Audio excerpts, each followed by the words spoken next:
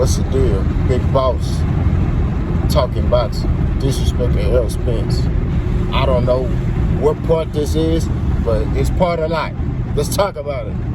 It's early in the morning. It's about 7-something. How y'all doing? I'm doing all right. Hope all is well. Hope y'all are great. You know what I mean? Pray for everybody for real. Disrespecting Errol Spence. When people talk about Errol as a fighter, they mention his size. You know, that's the first thing. He's big. They mention, oh, he a pressure cooker. He apply pressure, you know, and you know. Some people mention fundamentally sound, but that's the people who know boxing. Other people just say, oh, he just apply pressure. Okay? That's it. That's all he do. Errol Spence can't box. Errol Spence can get on his toes and box. He displayed it a little bit in the Sean Porter fight. He displayed it in the Mikey fight, right? He displayed it in the Danny Garcia fight. He displayed it in the Lamar Peterson fight. It's many fights that he has displayed this boxing ability. You get what I mean? But also, he can get aggressive and get you out of there. Because a lot of fighters, a lot of men, I'm just gonna say fighters, don't deal with pressure well, right? That's just real talk. We got to call spade a spade. A lot of people are uncomfortable with somebody getting in a wheel box on the inside. Pause. You see what I'm saying? They don't know what to do, or they panic and they just start throwing or tensing up or whatever. You know what I mean? That's just what it is. Like when Errol, and let me tell you this, applying pressure is a skill, because you have to be careful, you know what I'm saying, coming in, you know? So you working behind your punches, getting closer, you know, let's just say you working behind a jab, right? Let's say you working behind a triple jab or something. You get a triple jab, then you just get inside and start working to the body. Now you're on the inside of them, right? So let's just say this person is, don't like that. So what are they gonna do? They're gonna start throwing, right? So they trying to throw all these punches, right? But you blocking, you catching and shooting, you go to the body, you rolling and slipping punches on the inside, stuff like that. That's a skill in itself. You ever notice at the end of fights, Errol's face ain't looking crazy, right?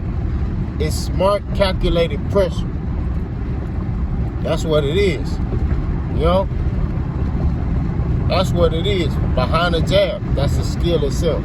Errol Spence has one of the best jabs in boxing. One of the best jabs in boxing. I think the person who got a better jab than him,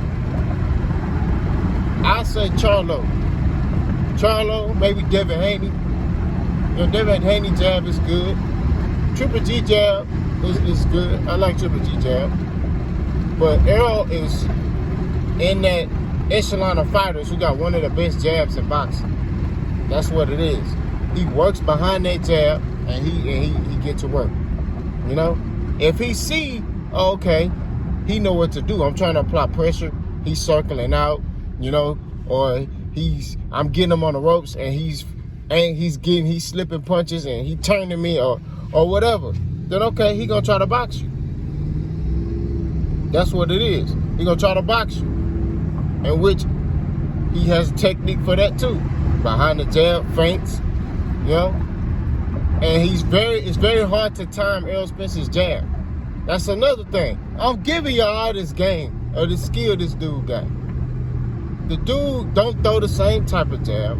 His jab varies.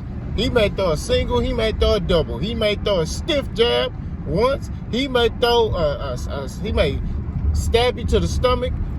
You know, he may throw a flick jab. He may just throw it out there. You know what I mean? But it takes skill to throw different type of jabs. He also, defense-wise, he's rolling and slipping on the inside, catching and shooting. You know what I mean?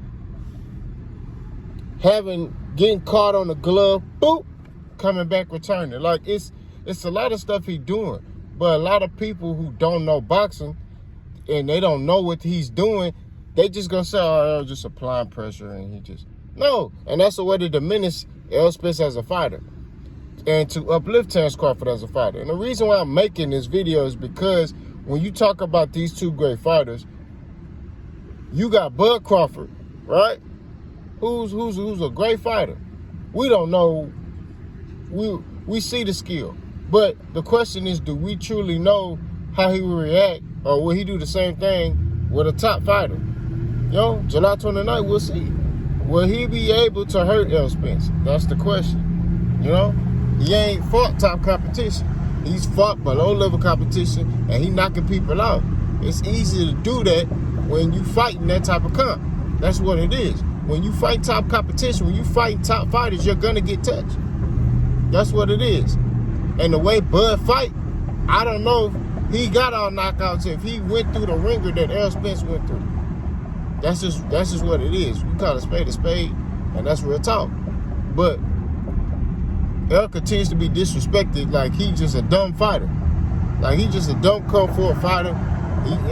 And that's why I make these videos, to even the playing field. If you're going to talk about Bud's IQ, you need to talk about Errol IQ. Because Errol is undefeated for a reason. He ain't undefeated by accident. And he fought the better competition. You know what I mean? And them fighters not coming back the same. A lot of them retiring. They like, man, they never the same after they fight Errol. Ugas still ain't fought. Danny Garcia took a long layoff. Sean Porter took a long layoff. All of them will tell you it was that Errol Spence fight that took something out of me. They'll tell you. Now I know the Bud Buddies don't want to believe it. They want to sit there and, because Bud is their Superman. That's how they look at him. They look at him like he's Superman. And like I said before, Terence Crawford is talented. He's a talented athletic fighter. I'm going to drop another video about that. But we don't know what he is. You know what I mean? Like, we don't know. It's easy to look a certain way when you in there with a dude, past his prime, or, he just not on your level. It's easy to look a certain way. But when you in there with a killer or another top fighter, how do you perform? How are you going to react to that? That's the question. You feel what I'm saying? Terence can win this fight, but we know his tendencies. You know what I'm saying? Soon as he get hit, he gonna want to fight. That's what it is. And a fighter like Errol, who has a very accurate jab, right? Very accurate jab. And like I said, has one of the best jabs in boxing. Very accurate. How is Terence gonna deal with that? He gonna take it away? We don't know. You know what I'm saying? And the thing about the Bud Buddies is y'all have all this hope and reality. I don't want to say reality. Y'all have all this hope and, oh man, Terence gonna take Errol jab away and he gonna just outbox Errol. Terence Crawford don't fight like that, bro. Like, when we break down this fight and we talk about Errol, we talk about Errol Spence in the sense of his characteristics that are realistic, right? So we sit here and say, hey, Errol gonna come behind the jab, go to the body, and break dude down. That's a realistic trait. Why? Because Errol Spence fight like that. Y'all talk about, Terence, he gonna take jab away, then he gonna, Errol ain't gonna be able to hit Terence. Terence just gonna outbox him. But no, Terence don't even fight like that. Terence wanna stand there and go blow for you. He wanna outdog you. That's what he wanna do. It's not gonna happen in this fight. He might be able to do that to Keith Thurman. Might. I don't even know Keith Thurman. That's a tough fight for Bud. I don't even know. But I'm just saying, Errol, I don't know, bro. I don't think so. I don't believe it. I could be wrong. July 29th is Terence Crawford's way to prove me wrong. But I know where Errol is, and I know what his skill set is. I know what Terence Crawford's skill set is. But Errol Spence has fought the better competition, leveled up, and rose to the occasion. Terence Crawford has fought below level competition, and had subpar performances against that below-level competition. Now, granted, he knocks them out, but against Porter, he was losing, right? He was losing to Porter. Mean Machine dropped him, right? Albanesian, he was letting that boy hang around for what? Bud was supposed to spark him 3 rounds. This nigga letting him hang around till the 6th round. What are you doing?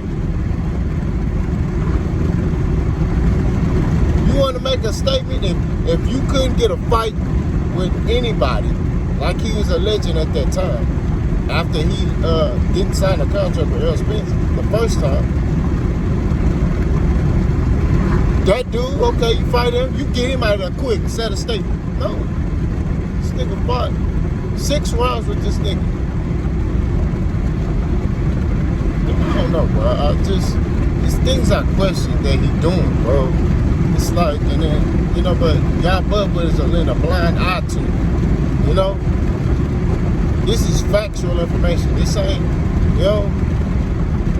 And all I'm saying, my point is, when you're talking about this fight, both fighters need to be respected, you know? But the reason why we got to talk about this stuff that Bud is doing, for one, it's boxing. It's for the better of boxing, right? Because when a fighter not moving right, we got to address it. But also, the Bud is a push a certain narrative. Let's sit here and tell you, oh, Errol Spence, man, he didn't want to fight. You know, Bud got all knockouts. You know, Bud is a Hall of Fame fighter. Bud won an ESPY. Bud won an ESPY award. Yeah. Hey, Bud, we're not trying to hear that stuff, bro. We deal with factual information. Some of that stuff is true about Bud winning an ESPY, and he might go to the Hall of Fame. You know, he will. He's undisputed.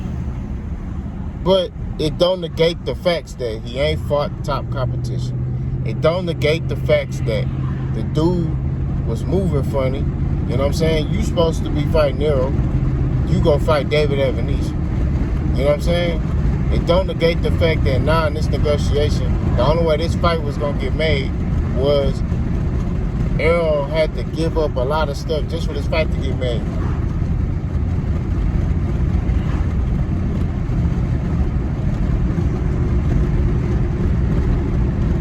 That's what it is. You hear the Bud brother say, oh, well, Bud called Errol first. Let me tell you something. I don't give a damn who called who first. We don't even know who called who first. But let's even run with that analogy, right? Tell me how this makes sense. Why did Errol Spence have to give up so much for this fight to get made? Why? Why is Bud Crawford talking about he the A side and he done more than Errol and all this other shit? When the nigga only fight in Omaha, Nebraska. Ain't never fought nowhere else.